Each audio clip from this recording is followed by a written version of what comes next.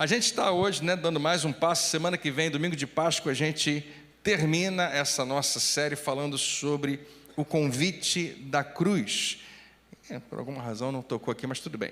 Mas é disso que a gente está falando nesses dias e tem sido uma experiência, para mim, particularmente, muito especial, porque eu não tinha me ligado no quanto eu seria tentado em relação a isso, como essa questão iria, na minha vida, ou por toda hora ser provado, aquilo que eu estou pregando ser também praticado. Hoje eu queria começar falando o seguinte para você: existe algo que você tem em comum com Deus, talvez mais de uma coisa, mas uma coisa com certeza você tem em comum com Deus e você tem em comum com as outras pessoas que estão aqui perto de você. E se alguém está aqui hoje e não acredita em Deus, alguém está me assistindo online e não acredita em Deus, você pode ficar surpreso, chocado ao saber que cristãos acreditam que isso é verdade a respeito de Deus, que nós realmente acreditamos que Deus pensa assim, Ele pensa igual a gente nesse aspecto. Talvez porque nós tenhamos herdado dele esse sentimento e esse pensamento. Quem fala a respeito disso para a gente é Pedro, alguém que andou bem pertinho de Jesus e percebeu e recebeu essa revelação a respeito de Deus. Bem fácil de perceber, inclusive na história bíblica. E é quando ele escreve e diz que Deus se opõe aos orgulhosos. Outra versão diz que Deus resiste aos soberbos, aos orgulhosos, aos arrogantes. Quem são as pessoas arrogantes? São aquelas que nunca estão erradas, que estão sempre certas, que não abrem mão do seu direito porque estão certíssimas. E Deus resiste a essas pessoas arrogantes, orgulhosas, que acham que são grande coisa. E cá entre nós, olha aqui para mim, a gente também, A gente resiste a essas pessoas, a gente se opõe a elas.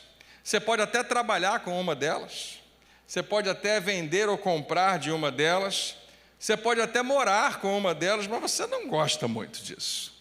A razão é porque o orgulho sempre nos coloca uma parede entre a gente e as pessoas. Você se sente em algum nível distante quando alguém está sempre, ou supostamente sempre, certo. São pessoas que não são autoconscientes, não fazem ideia real de quem são. Orgulho é uma grande mentira que a gente resolveu acreditar. Mas pessoas orgulhosas, egocêntricas, vivem nesse lugar, vivem nessa posição e muitas vezes não sabem, mas estão afastando todo mundo. Nós nos aproximamos, nós gostamos muito de estar perto de gente que vai na contramão, de gente que é humilde. Pedro, um dos primeiros grandes seguidores de Jesus, escreveu isso alguns anos depois da ressurreição de Cristo. Ele fala: Deus se opõe aos orgulhosos, mas concede graça aos humildes. Ao mesmo tempo que Deus se afasta, como alguém que se afasta de um mau cheiro, do orgulho, quando ele vê a humildade, ele se aproxima. E ele quer revelar graça. E mais uma vez, eu e você também.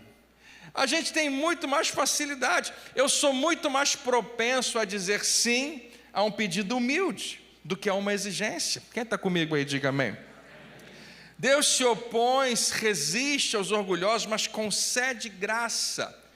Dá graça aos humildes. É disso que a gente vai falar hoje, nesse tema maravilhoso, chamado humildade, que é algo tão poderoso, que é justamente o que está por trás do título dessa série, Convite da Cruz. E quando você está discutindo com alguém, não sei se essa semana isso aconteceu com você, você brigar com alguém. Difícil uma semana que você não discute com alguém, não briga com alguém, ou não quer dizer que você está certo em alguma coisa. Estava assistindo ontem um episódio de uma série junto com a Rafa, antes da gente dormir, e eu vi uma cena que eu já vi várias vezes. A cena era a seguinte: alguém está num ambiente de escritório, ou numa casa, ou num jantar, e alguém fala assim: aí eu lembro que quando a gente foi naquele lugar, naquela terça-feira, a esposa fala: não foi terça, foi quarta. Não, foi terça, e os dois agora vão passar o resto da noite tentando descobrir se foi terça, como se aquilo fosse importante para a história. Quem sabe do que eu estou falando, diga amém, Às vezes não, a gente estava em tal lugar, não foi naquele lugar, não, foi essa palavra, não é essa palavra. E a gente se sente a necessidade de mostrar que a gente está certo, né? É isso que às vezes passa despercebido. Mas quando você está num conflito com alguém, discordando de alguém, discutindo de alguém, e você esbarra com humildade, quando a pessoa é humilde, te quebra completamente, te desequilibra totalmente.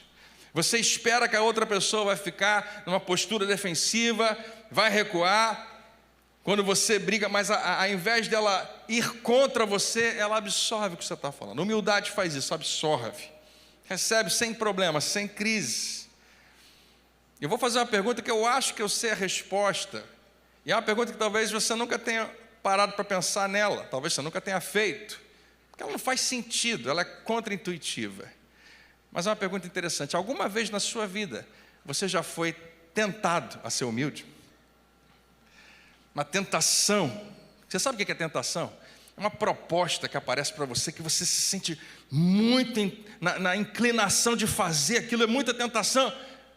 Você já foi tentado a ser humilde e você não, resisto, eu te repreendo, humildade, eu não vou ceder a você. Não.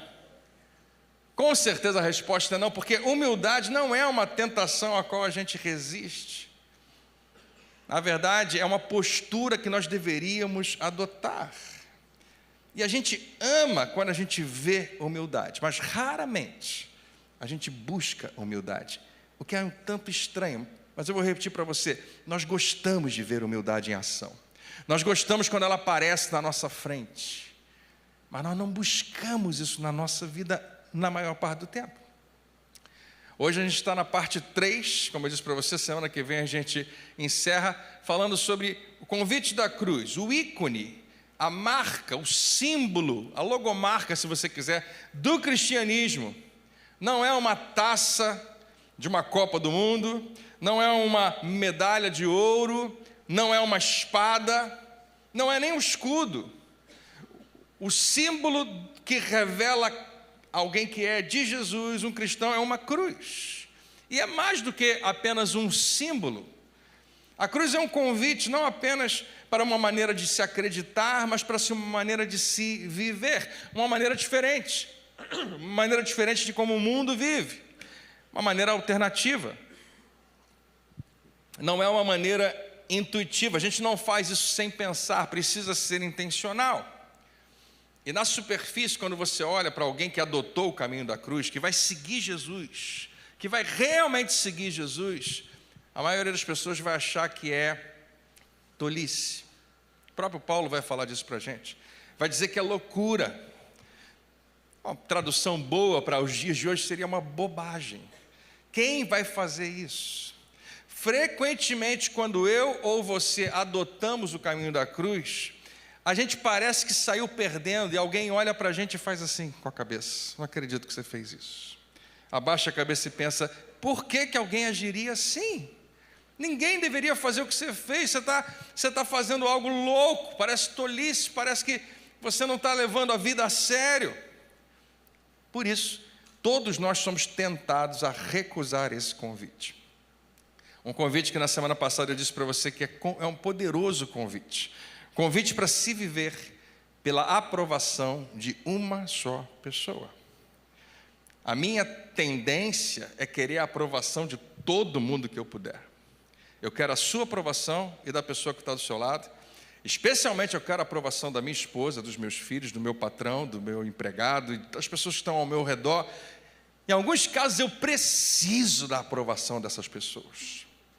Mas o convite da cruz não é que você seja contra nenhuma dessas pessoas, mas que você viva pela aprovação, pelo ok, pelo joinha, pelo like de uma só pessoa. O convite da cruz nos posiciona, como a gente falou semana passada, para experimentar de verdade o poder de Deus.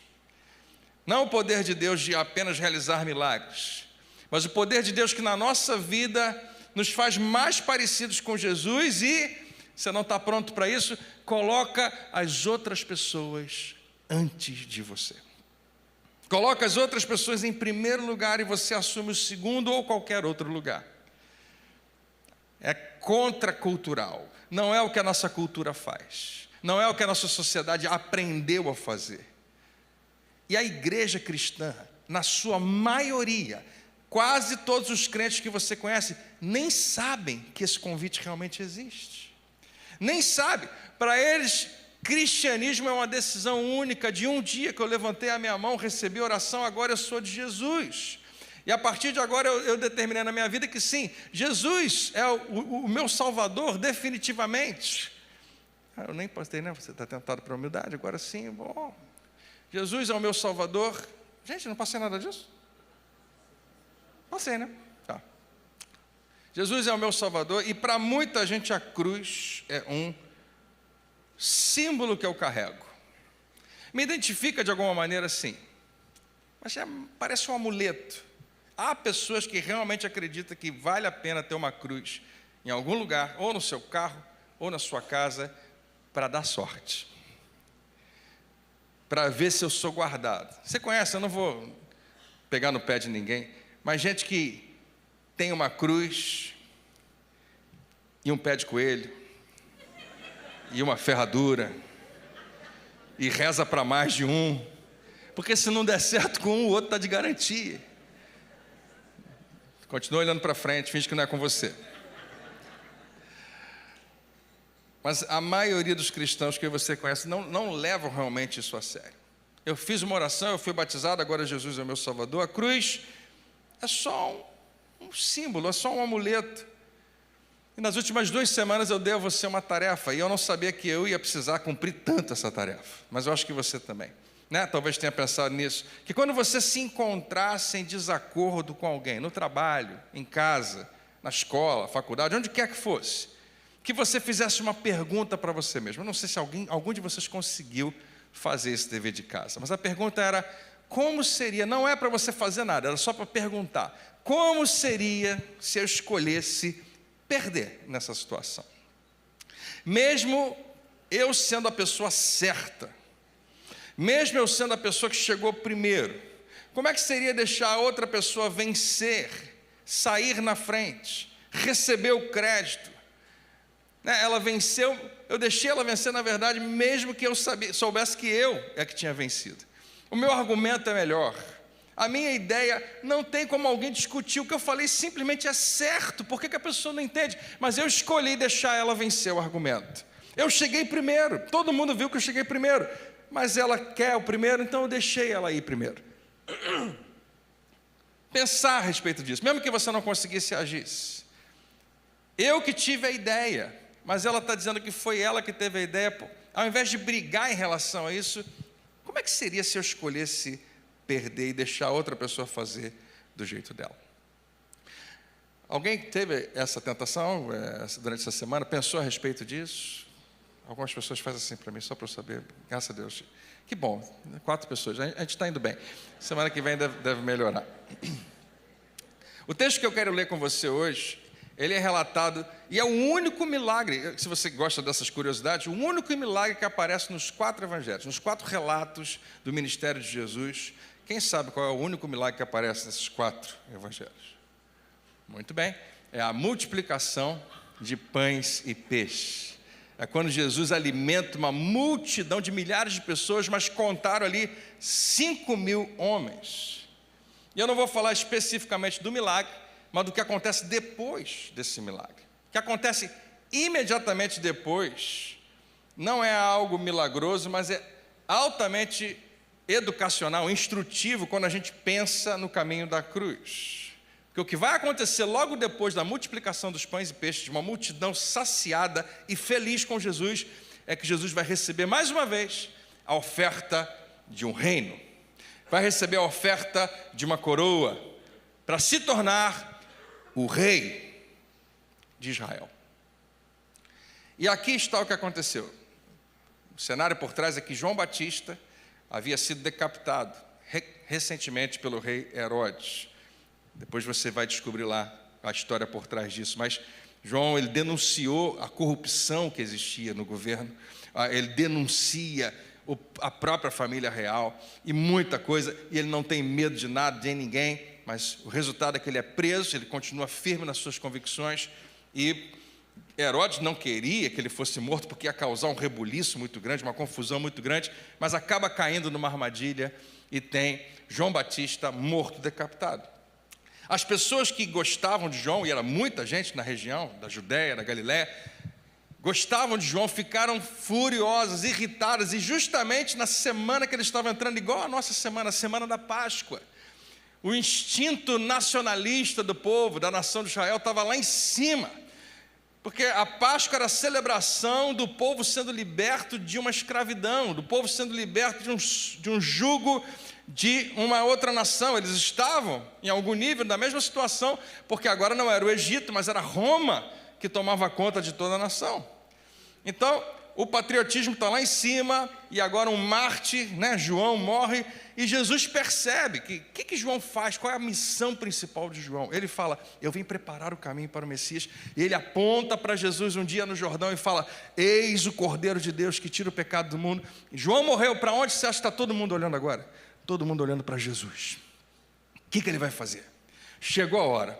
E agora, Jesus sabendo disso, ele, como perfeito que ele é, ele vai na direção contrária. Ao invés de permanecer na Judéia, na área de Jerusalém, ele vai para Galiléia. No mapa você vai subir, mas você vai, na verdade, descer na parte mais baixa da nação.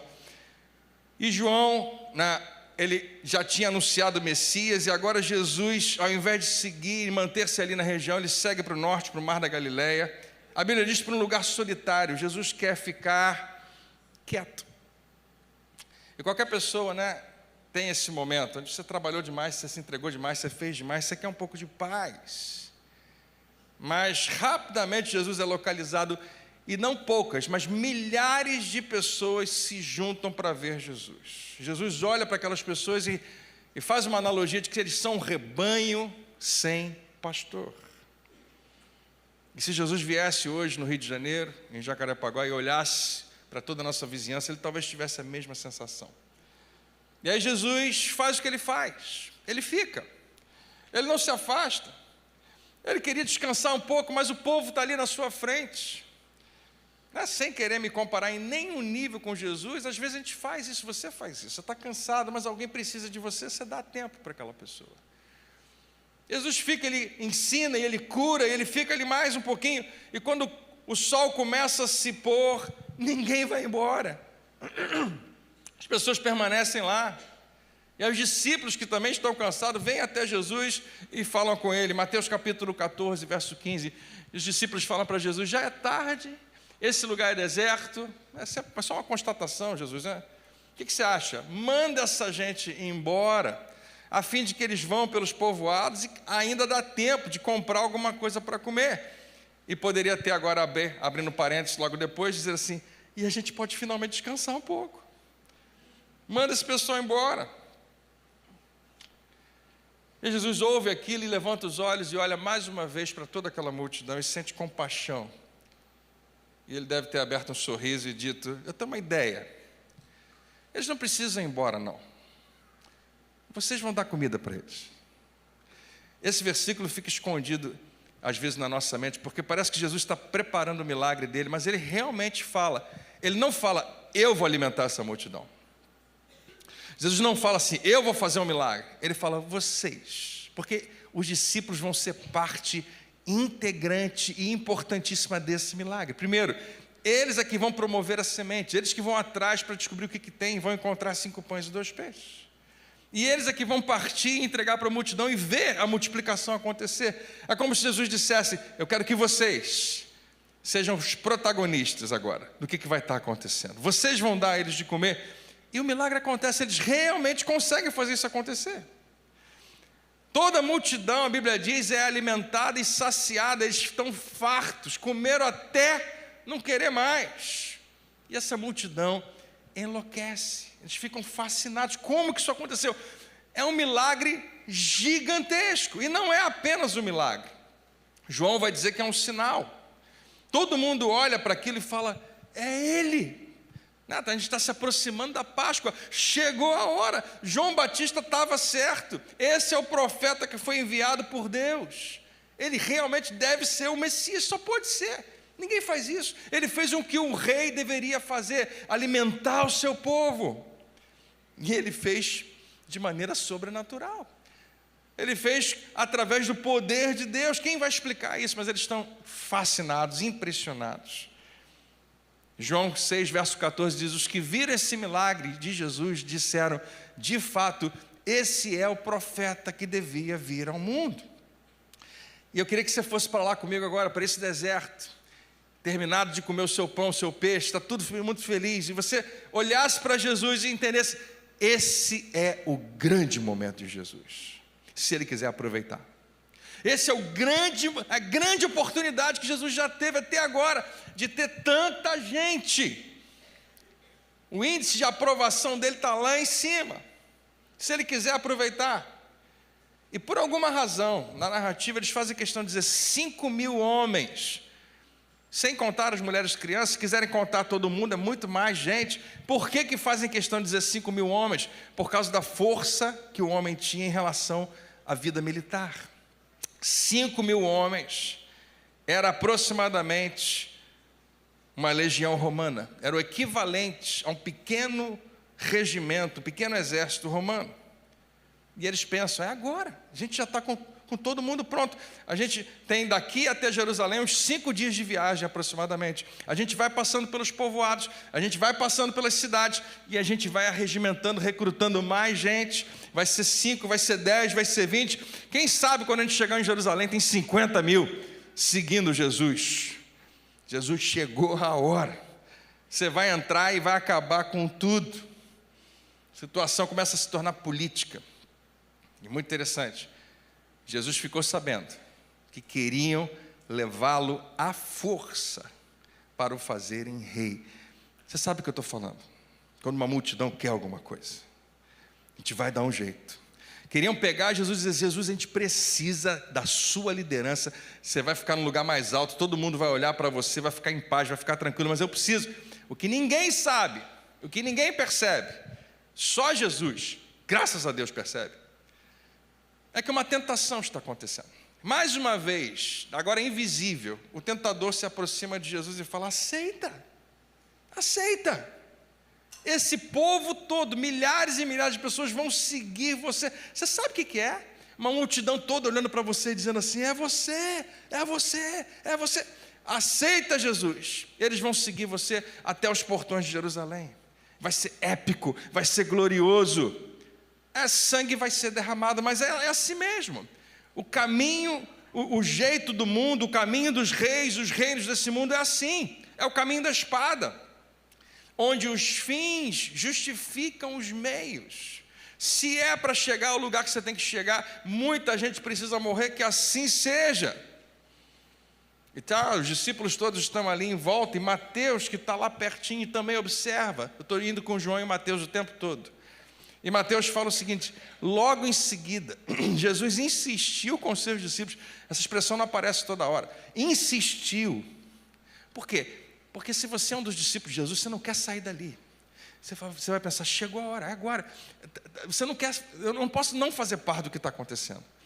Vamos organizar, vamos preparar quem pode ser superiores, quem podem ser soldados, quem pode fazer parte desse movimento. Vamos lá, Jesus. Jesus bota eles à força no barco, insiste para que eles atravessem. Se você estivesse lá, você ia ficar muito frustrado.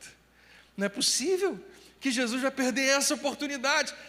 O que você vai fazer, Jesus? Por que eu estou entrando nesse barco? Por que a gente está indo embora? Ah, Jesus! Jesus ficou para trás. A Bíblia diz que ele ia despedir as multidões. Tchau, gente. Já era. Um abraço para todo mundo, cada um vai para o seu lado. Por que Jesus faz isso? Porque os discípulos estavam, com certeza, contaminados com aquele espírito da multidão, confusos com tudo que estava acontecendo. Gente, é isso mesmo. Eu peguei pão, eu parti, eu entreguei para outra pessoa, tinha mais pão na minha mão. Como é que isso acontece? Alguém me explica. O que aconteceu? Ninguém sabe explicar, só sei de uma coisa: Jesus é de Deus, só pode ser. E a Bíblia diz que ele volta sozinho para o monte. Interessante. Jesus ficou sabendo que queriam levá-lo à força para o fazerem rei, e ao invés de aproveitar a oportunidade, que eu acho que eu aproveitaria, eu acho que você aproveitaria, chegou a hora. ele faz o que a gente deveria fazer, e não o que a gente faria. Voltou sozinho para o lugar da dependência de Deus. Não porque Jesus não merecesse a coroa. Preste atenção nisso. Ele havia sido profetizado a respeito dele que ele seria rei. Rei dos reis. Rei de tudo que há. Mas ele não queria aquela coroa que estava sendo oferecida. E ele não queria que fosse desse jeito, porque não era do seu jeito. Não era como Deus queria fazer. Então, em vez de marchar para Jerusalém, para tomar o governo, alguns dias depois, Jesus vai marchar para Jerusalém para entregar a sua vida. Ele estava exemplificando, modelando o caminho, que todo mundo deveria seguir, o caminho da cruz. Esse som é para mostrar que eu estou mudando agora o tema que a gente vai falar. Preste atenção. Não deve passar despercebido da gente que na Páscoa, a gente mais uma vez está apontando para isso, semana que vem, domingo, a gente vai celebrar a Páscoa hoje, a gente celebra o domingo de Ramos, a entrada de Jesus em Jerusalém. E Jesus, ele muda completamente a sua estrutura ministerial durante aquela semana. E muita coisa acontece naquela semana. Jesus faz muitas coisas, ele faz milagres, ele opera, ele ensina, ele senta com os discípulos, ele deixa algo muito poderoso para mim e para você ali, e tudo é registrado. E uma das suas últimas ações, antes de ser preso e daqui a pouco condenado, quem lembra qual foi a sua última ação, seu último ato de Jesus? Foi lavar os pés dos seus discípulos. Uma das últimas coisas, se não a última coisa que ele fez antes de ser preso. Se essa imagem faz mal a você, era isso que eu queria mesmo. Um pé sujo, bem sujo. Quem aqui não gosta de pé? Diga amém. Olha como as pessoas. Pé não é uma coisa muito bonita, né? Para a maioria de nós. Essa cena aqui talvez seja a cena de alguma imagem de um filme, não sei. Mas é para lembrar você desse momento onde Jesus vai lavar os pés dos seus discípulos. Jesus era considerado um rabino, um mestre. Rabinos não lavam pés de ninguém. Nunca. Ele não deixa nem que os seus discípulos lavem os pés de ninguém. Porque lavar os pés das pessoas era trabalho de escravos, e dos escravos mais simples. Qual é o mais simples? Quem chegou agora, novato, bota ele. É ele que vai fazer isso. Nesse primeiro século, naquele tempo, cuidado com os pés das pessoas que chegavam, porque em geral estava tudo bem, mas as sandálias no pó da cidade ficavam muito sujas. Entrava numa casa, era normal que as pessoas não necessariamente se sentassem, em alguns casos sentassem, às vezes se encurvavam, ficavam deitados naquela mesa baixinha, e os pés eram lavados pelos escravos. Então, depois da refeição da Páscoa, quando Jesus se levanta e tira o seu manto, que era um símbolo também da sua posição rabínica, e ele enrola uma toalha em volta da cintura, os discípulos estão desesperados, porque eu queria que você imaginasse a cena, e eu não sei se foi assim, não tem como a gente saber. A gente faz a imagem de uma mesa, e com certeza uma mesa existia, mas a gente não sabe se ela era alta, se era baixa. Alguns dizem que era baixinha, então possivelmente eles estavam lá reclinados com o cotovelo no chão, comendo com a outra mão, em volta daquela mesa. E alguém talvez tenha perguntado: quem vai lavar os pés? E eles olharam um para os outros e falaram: eu não vou. Você? Não, eu. Mas não tem ninguém para fazer isso. Você já esteve nessa situação, né? E aí de repente Jesus se levanta, coloca a toalha, como quem diz: é comigo. E eles entram em pânico, porque vai ser a maior humilhação da vida deles. Nosso Senhor, o nosso Mestre, aquele que a gente sabe que veio da parte de Deus, o Criador de tudo que vai lavar os meus pés, de jeito nenhum. E Pedro é quem vai falar o que todo mundo estava pensando. Não, Senhor Jesus, a gente já viu o que essas suas mãos conseguem fazer. Você não vai lavar os pés sujos da gente. Jesus fala: Pedro, senta de novo. Agora imagina isso, eles olhando um para a cara do outro, talvez um de frente para o outro, e Jesus atrás deles, lavando cada um dos seus pés sujos, mostrando algo que eles não estavam prontos para ver. Deve ter demorado, Não deve ter sido rapidinho. Que sensação. Na maior parte do tempo, o seu Salvador estava ajoelhado aos pés de homens que naquela mesma noite o abandonariam. Amigos chegados e queridos que naquela mesma noite iam fingir que ele nem existia. Um deles negaria conhecer Jesus. Outro já tinha preparado a traição. Iria acontecer dentro de alguns minutos. Mas está ali, recebendo de Jesus uma postura de humildade e cuidado. Alguém está lavando os pés de Judas e é Jesus. Judas Iscariotes, responsável por fazer os arranjos para que Jesus fosse preso ainda naquela noite. Mas Jesus está lá lavando os pés de Judas. Queria que você pensasse nisso antes de você voltar para casa hoje. Esse é o caminho de Jesus, é o caminho do seu rei. Quantos tem Jesus como seu rei? Diga amém. Amém. É o caminho da cruz. E quando Jesus ensina sobre amar os seus inimigos, ele não estava brincando, e naquela noite ele mostrou como é que você faz isso. Quando o momento mais humilhante da vida dos discípulos terminou, Jesus pergunta para eles: vocês entendem o que eu fiz? Existe um ensino aqui. Vocês entendem? E alguém deve ter pensado, fora humilhar a gente completamente? Não, a gente não entende o que você fez. Jesus fala: vocês me chamam de mestre e Senhor. Frequentemente isso acontecia. Aliás, muita gente sempre migrava de mestre para Senhor. Conhecia Jesus como mestre, e é um título muito honroso, mestre. Alguns existiam na cidade, mas quando Jesus fazia algumas coisas, falava Senhor. Era um título muito mais alto, de muita honra. Jesus falou: vocês me chamam de mestre, Senhor, e tem razão. Você não vê Jesus fazendo muito isso, mas ele fala: porque eu sou mesmo. Eu não abuso disso nunca, mas eu sei quem eu sou. Se fosse hoje Jesus dizer: eu sei que sou o cara. Eu nunca ajo como se fosse, mas eu sei que eu sou alguém muito importante. E Jesus sabia que eles estavam prestes a, dali a alguns dias, a se tornarem muito importantes também. Eles seriam homens de grande influência, de grande demonstração de poder de Deus.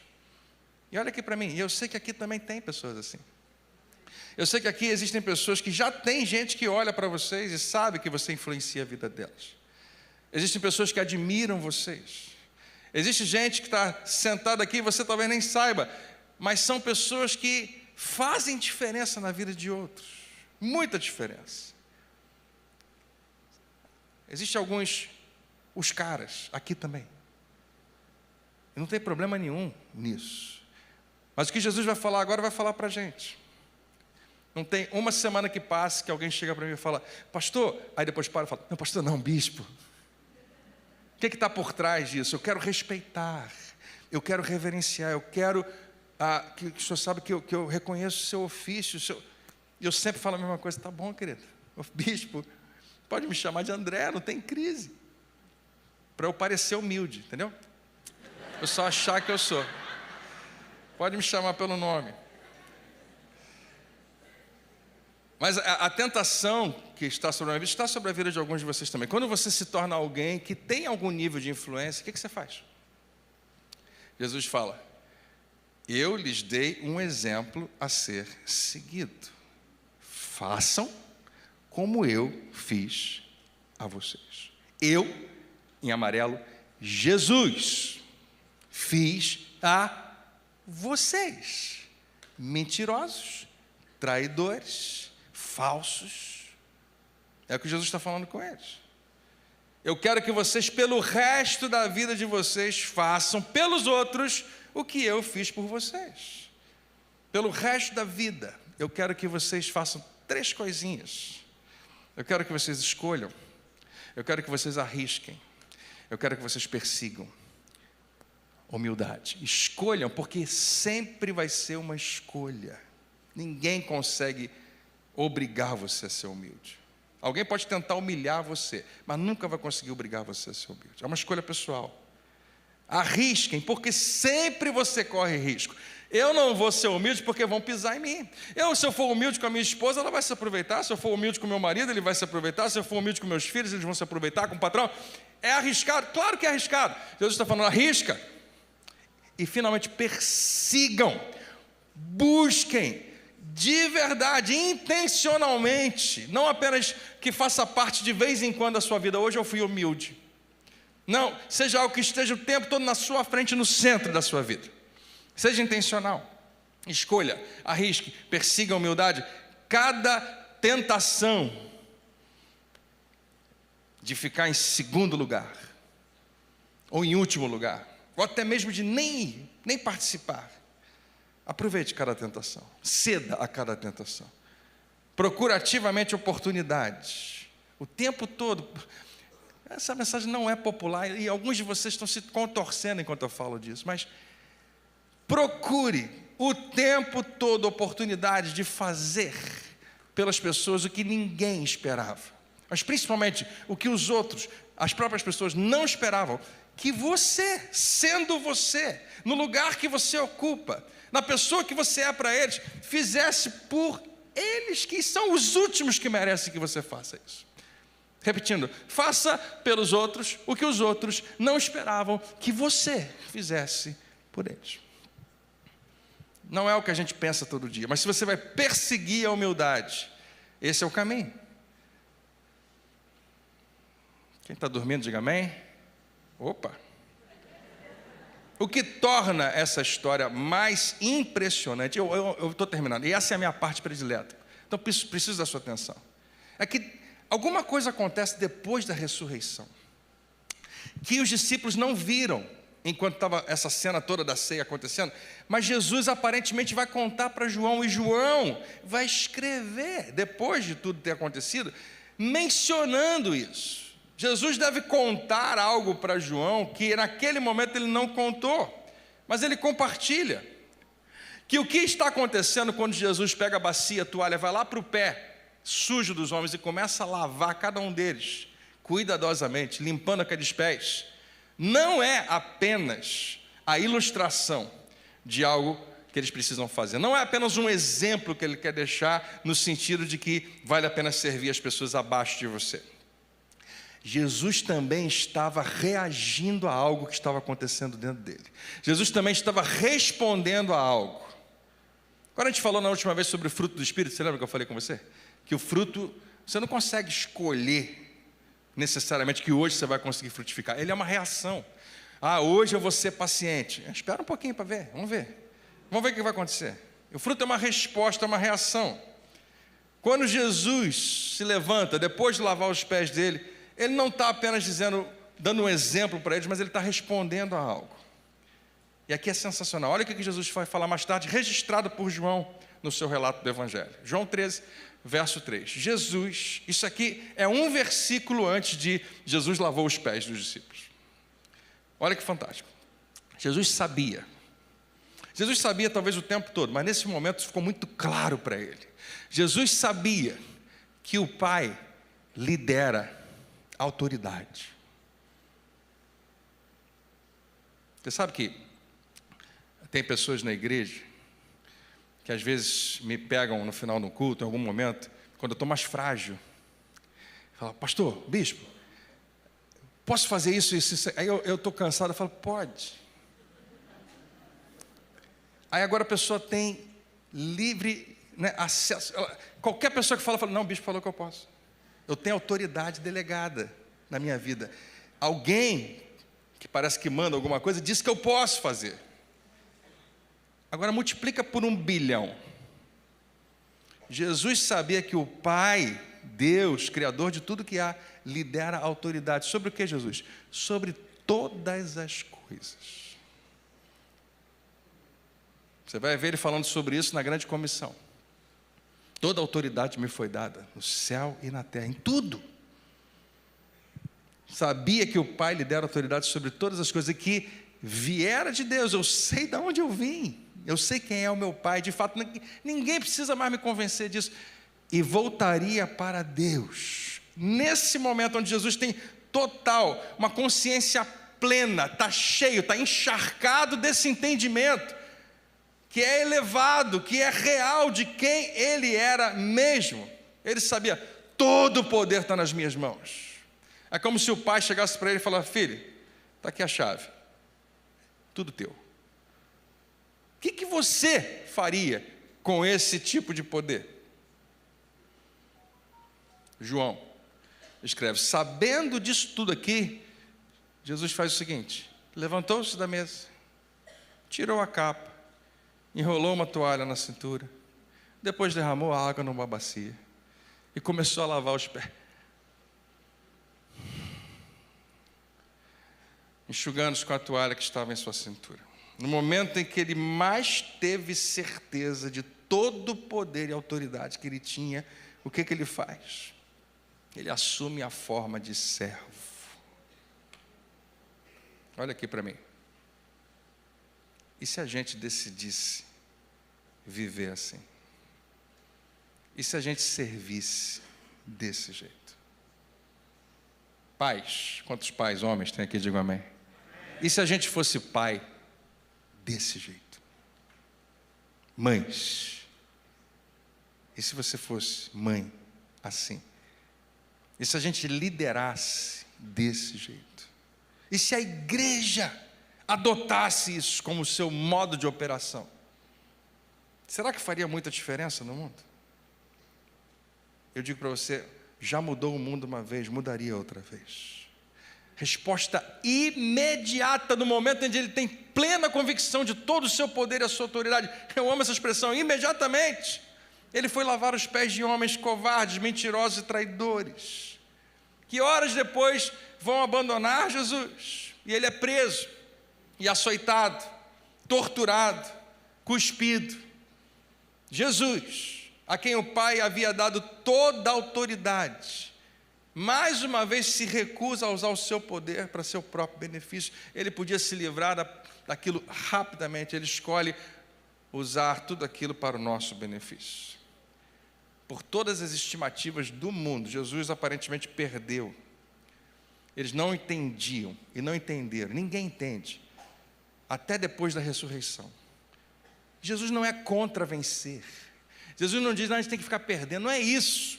Jesus não é contrário a ter vitória, mas é que ele estava envolvido numa competição totalmente diferente que eles imaginavam. Jesus estava competindo por um prêmio totalmente diferente. Jesus estava competindo contra orgulho, competindo contra ego, arrogância, egoísmo, egocentrismo. Ele estava competindo por um prêmio infinitamente maior, ele estava competindo pelas pessoas, ele estava competindo por você. Você para pensar nisso? Foi a humildade de Jesus que trouxe salvação a você. Foi o único jeito de você ser salvo. Ele não perdeu, ele venceu. E é lindo, porque quando ele vence, o Pai aplaude de pé. Por quê? Paulo vai dizer para a gente: embora sendo Deus, não considerou que ser igual a Deus fosse algo a que devesse se apegar. O homem Jesus, embora sendo Deus, não ficou se aproveitando do fato de ser Deus, mas, em vez disso, diga, em vez disso, o que ele faz? Ele se esvaziou. Esvaziou-se tem a ver com tirar todo orgulho. Esvaziou-se a si mesmo, assumiu a posição daquele que lava os pés dos seus inimigos. Amém, já está acabando. E nasceu como ser humano. Você sabe que eu amo essa expressão, a posição de escravo. Eu acho que eu já falei para vocês alguns dias atrás que Judas vende Jesus por 30 moedas de prata. Lembra disso? Obrigado, querida. Desculpa. Eu às vezes choro nas mensagens também, eu sei como é que é. 30 moedas de prata era o preço que se pagava para o enterro de um escravo. Interessante. Quanto que Jesus vai custar para você, Judas? E eles decidiram que era 30 moedas de prata. Quando veio em forma humana, humilhou-se. Mais uma vez, ele escolheu isso. Ninguém forçou. Ele perseguiu e viveu isso. E até que ponto Jesus se humilhou por você e por mim? Ele foi obediente até a morte. e morte de cruz. Então a cruz se torna o símbolo máximo do reino de Cristo, da sua fé, da minha fé, porque o rei inverteu completamente o roteiro. Nenhum outro rei se ajoelharia para lavar os meus pés. Nenhum outro rei prepararia uma mesa para os seus inimigos. Nenhum outro rei suportaria zombaria. Ser levado até o matadouro e ficar em silêncio. Tomar uma cruz e escolher morrer entre criminosos. Tomar uma cruz e entregar a sua vida por mim e por você. Jesus está te convidando a segui-lo, não uma vez por semana, mas todo dia.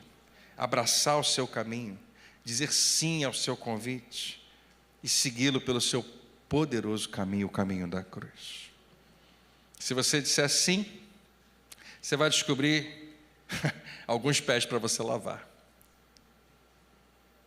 Tem gente que não gosta de tocar em pé de jeito nenhum, né? Deixa eu repetir, se você disser sim ao caminho da cruz, você vai acabar descobrindo alguns pés que vão aparecer para você lavar, que não mereciam ser lavados. Mas você vai lá e vai lavar de qualquer jeito, de qualquer maneira. Você vai lavar. Não para aparecer, porque você não vai contar para ninguém que você lavou o pé daquela pessoa que não merecia.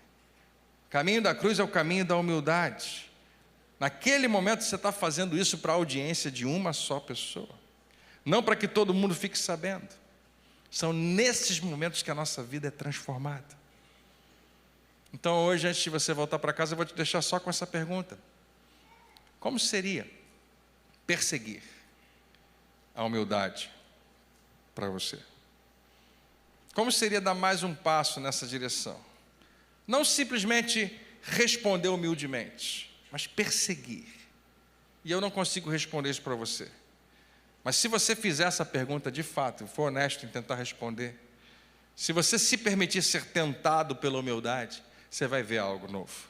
Talvez você seja transformado. E quando a igreja, se a igreja redescobrir o caminho da cruz, talvez o mundo inteiro mude. Corra atrás. Essa semana ainda, persiga, arrisque. É arriscado, sim, é arriscado. Escolha, assim como o seu Salvador, o caminho que Ele tem para você, o caminho da cruz. A gente continua na semana que vem, concluindo algo tão poderoso que Deus colocou para mim e para você. Você recebe essa palavra? Você pode ficar de pé e orar comigo? Deus é bom.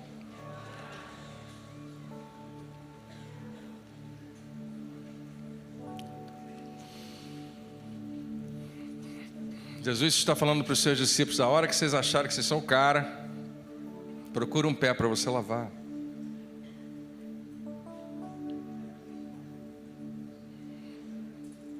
Ontem, sábado, eu estava num ambiente onde eu tinha alguma influência.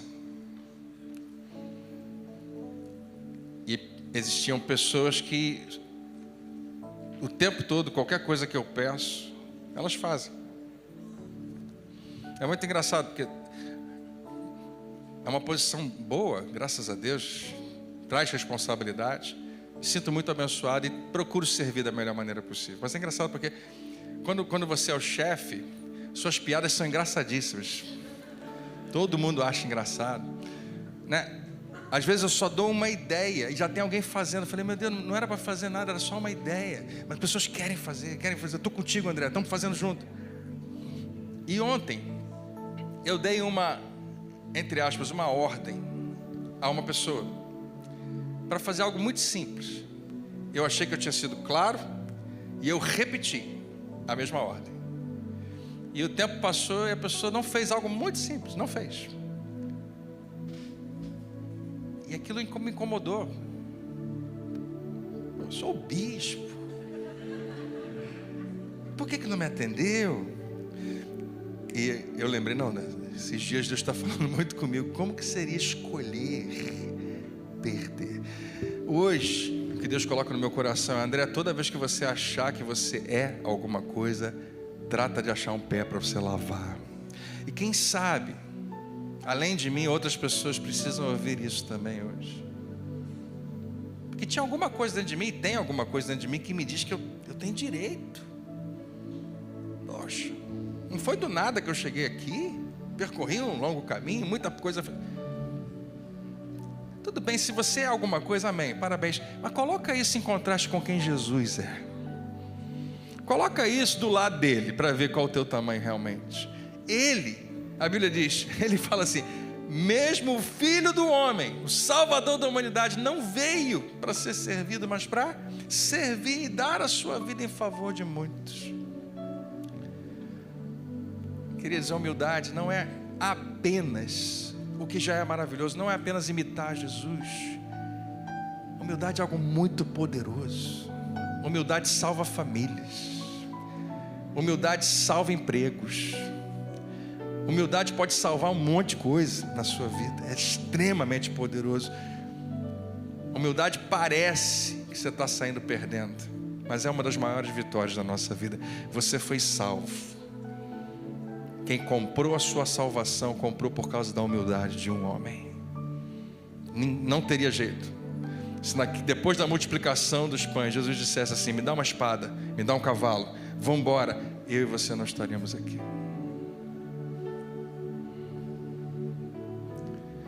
Mas ele saiu, foi para outro lugar. Às vezes a gente tem que fazer isso também. Queria orar por você. E a oração vai ser pequena. Já vou até te dizer para você orar junto comigo em concordância. Senhor, me ensina a ser humilde. Amém? Pai, essa é a nossa oração. Nós precisamos de ajuda, de revelação, de inspiração. Nós cremos no Teu Espírito. Teu Espírito mora dentro da gente. O Senhor pode nos ensinar. Há pessoas que estão aqui hoje, nunca pensam nisso, mas hoje o Teu Espírito está nos chamando a olhar para isso. Jesus não é apenas o fazedor de milagres. Ele é o exemplo máximo de mansidão e humildade. E quanto Ele conquistou. Nós te pedimos que abra os olhos do nosso coração para que essa mensagem não seja só mais um domingo, mas que a gente saia daqui pensando em algo e desejando algo. O Senhor nos dê coragem, meu Pai, para decidir isso. Coragem de arriscar, de perseguir, de escolher humildade, dia após dia, seguindo o nosso Salvador. Nós te damos toda a honra, te damos toda a glória, te adoramos, em nome de Jesus, amém. Vamos cantar essa canção? O refrão diz: prostro-me diante da cruz, vejo o sangue de Jesus, nunca houve amor assim. Sobre a morte já venceu, sua glória o céu encheu, nada irá me separar. Vamos dizer mais uma vez? Todo o seu coração, cante. Prostro-me diante da cruz, vejo o sangue de Jesus, nunca houve amor assim.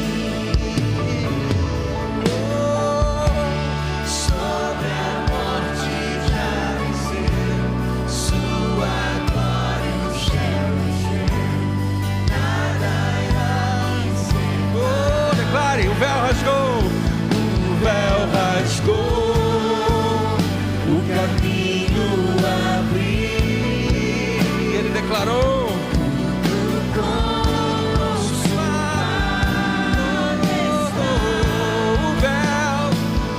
véu rasgou, o caminho abriu. Tudo consumado está. Aleluia, Pai, nós te louvamos, te damos toda a glória, te agradecemos pelo teu imenso amor derramado em nós. Que a gente saia daqui não apenas com mais um domingo, mais um culto, mas com uma inspiração do teu Espírito para imitarmos a Jesus nos nossos relacionamentos. Recebe toda a glória hoje e sempre em nome de Jesus. Que a igreja dê um glória a Deus bem alto. Exalte a Jesus porque Ele é bom. Sua graça e misericórdia são eternas. Aleluia. Mais uma vez, você que está vindo pela primeira vez, que honra receber você. Não vai embora sem pegar o seu presente. Um bom dia para todos, uma boa semana. Hoje a gente está aqui às 18h30, vai ser bom te ver. Deus abençoe.